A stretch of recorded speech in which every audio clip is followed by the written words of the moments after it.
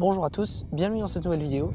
Alors aujourd'hui on est dans le deuxième épisode de la série comment faire un timelapse, donc comment créer un timelapse. Alors là je vais montrer donc la deuxième méthode, la méthode avec le réflexe. Voilà. Donc déjà on va utiliser donc un réflexe classique. Voilà, tac. Donc le boîtier, voilà, donc le boîtier, un boîtier classique avec viseur. Voilà. On va utiliser de préférence un objectif donc de grand angle. Donc là en l'occurrence le mien qui est un 14-45, donc un objectif de 14-45 mm, donc c'est un grand angle. Donc pour essayer de prendre le max de vue donc dans le timelapse. À éviter donc ce genre d'objectif, donc les gros objectifs qui sont pas du tout en grand angle mais sont plutôt guidés vers plus des téléobjectifs que des objectifs grand angle. Donc c'est vrai que c'est important d'avoir des objectifs grand angle pour faire des timelapse. Voilà. Alors, la technique, donc ça va être une technique donc prendre des photos. C'est toujours, c'est à peu près équivalent à l'application timelapse que j'avais montré. Mais ça va être toujours prendre des photos donc avec un certain intervalle de secondes, donc plus ou moins, donc 2, 10, 30 secondes, voire plus. Voilà. Alors bien entendu que si on utilise un téléphone ou un appareil photo, donc ce style-là, on va être obligé donc de le fixer sur un trépied. Donc autant avec un smartphone, donc avec un adaptateur, ou alors on se débrouille autrement. Mais donc avec le réflexe, la vis ou un clip. Voilà. La stabilisation qui est très importante parce que sinon au niveau du timelapse, on va avoir des photos qui vont être complètement bancales, pas du tout égales à celles qui ont été faites précédemment, donc c'est pas super. Petite chose à noter aussi, c'est éviter de faire un timelapse quand il y a du vent. Parce que ça peut être vraiment embêtant si donc, le trépied tombe et que l'appareil photo donc, tombe dans de la boue ou n'importe quoi. C'est vraiment dommage, parce que ça m'est arrivé, donc ça fait un petit peu chier. Voilà. Le trépied, donc, sinon bien planté au sol, qui ne bouge pas, donc c'est vraiment le plus important pour avoir de belles photos bien stabilisées. Voilà, donc là je vous ai mis une petite vidéo qui récapitule tout ce qu'on doit bien faire pour avoir une bonne stabilisation et une bonne prise de photo pour un timelapse avec un réflexe d'ailleurs ou un hybride, voilà. Donc là je vous récapitule tout, donc le boîtier classique, voilà. Donc là on peut voir l'emboîtement de l'objectif, le bouton pour prendre la photo. Le plus important c'est d'enlever le mode automatique, donc souvent abrégé en auto, qui va intégrer le stabilisateur. Ça c'est inutile, vu qu'on est sur un trépied et que normalement on est bien stabilisé, il faut le mettre en manuel. Voilà, le mode manuel ça va tout nous faire, on va tout faire correctement, donc notre mise au point qu'on veut, les modes qu'on veut, donc voilà.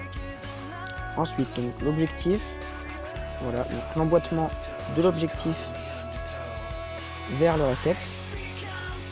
J'enlève le cache, voilà, là je vous montre vite fait, on voit pas très bien avec le contre-jour, mais c'est comme ça. Si on est avec un grand angle, de préférence bien entendu, on enlève le pare-soleil. Donc voilà, le pare-soleil c'est totalement inutile, vu qu'on va prendre une prise de vue presque en panorama. Voilà, donc le zoom, le dézoom, donc on voit bien que sur un grand angle, le zoom et le dézoom n'est pas très développé, mais c'est normal, c'est fait pour.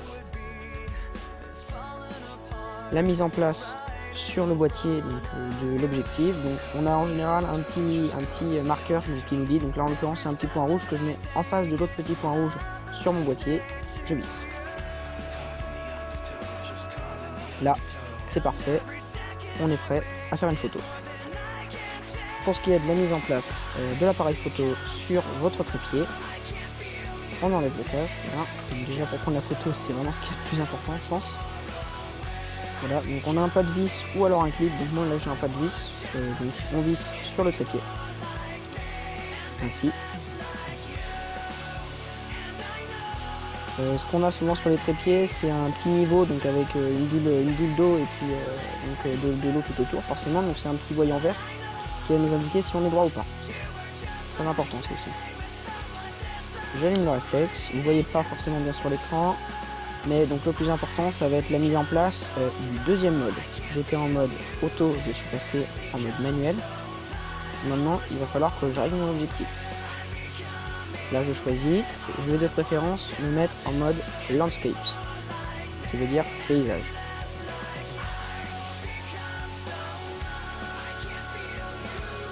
Ainsi, voilà, je vais pouvoir prendre une photo aisément.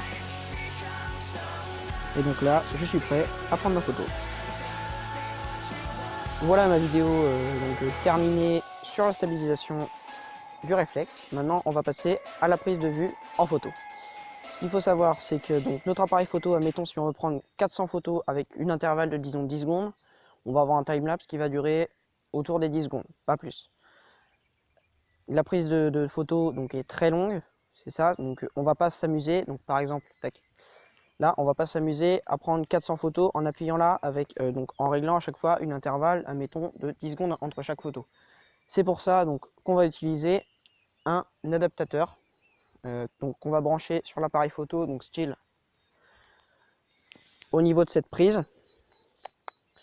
Ou alors pour les appareils photo plus modernes, parce que bon celui-là n'est pas quand même super moderne, pour les appareils photo les plus modernes, ça va être une prise jack, donc qui va se brancher soit sur la prise pour le micro, soit sur la prise donc pour les écouteurs. Voilà. Donc là, je vais vous laisser donc avec un recorder sur mon smartphone qui va vous expliquer donc, ce qu'est un adaptateur donc, pour prendre les photos et le déclencheur. Voilà. Comme je disais précédemment, on va utiliser un déclencheur photo.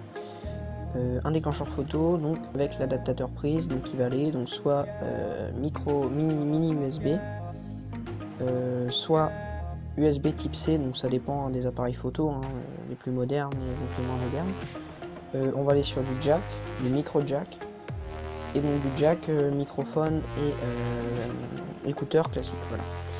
Donc, tac, je vais aller donc sur Google.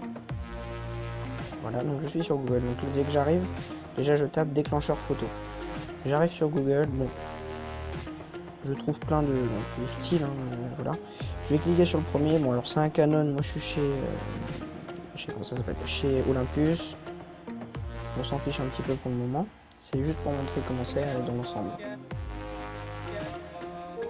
Voilà, donc on va se retrouver avec un petit boîtier, un câble, donc un câble, voilà, donc par exemple à 60 cm en haut à droite, sur du micro jack. Donc micro jack qu'on va brancher, donc par exemple là, donc sur un Canon EOS 500D par exemple. On est aux alentours des moins de 20 €. Voilà, donc là on peut voir EOS 33, EOS 30, bref la plupart des EOS. On est aux alentours des moins de 20 €, c'est quelque chose de très avantageux. On va pouvoir régler l'intervalle des photos, plus donc le nombre de photos qu'on va vouloir prendre, et sur un certain laps de temps si on veut que ça se coupe ou pas. C'est un appareil qui va diriger notre appareil photo, et donc ça permet de ne pas appuyer sur le bouton déclencheur du réflexe et de déstabiliser la photo malencontreusement. Voilà. Donc c'est un déclencheur à moins de 20 €, j'en mettrai en description qui fait à peu près tous les appareils photo donc en USB, parce que c'est vrai que chez Canon des fois on retrouve des trucs vraiment pas du tout universels. Voilà, donc c'était pour vous montrer tout simplement juste que c'était qu'un déclencheur photo. Donc là on est sur du Canon RS60E3. Après on en a plein d'autres, hein, comme on peut voir là. Donc là on en a encore un autre, donc là par exemple un Nikon. Le mieux c'est d'aller je pense sur Amazon et puis de... Voilà, donc là par exemple on part sur de l'USB. Je pense qu'on va partir sur du mini USB. Voilà, sur la prise accessoire du réflexe. Voilà. Donc ça marche avec tous les Nikon, hein, donc c'est vraiment universel sur leur marque. Après on a des volumes qui existent, donc par exemple bon, je pense sur Amazon, eBay, etc. On va trouver donc des volumes vraiment universels qui vont aller sur tous les appareils photo. Voilà.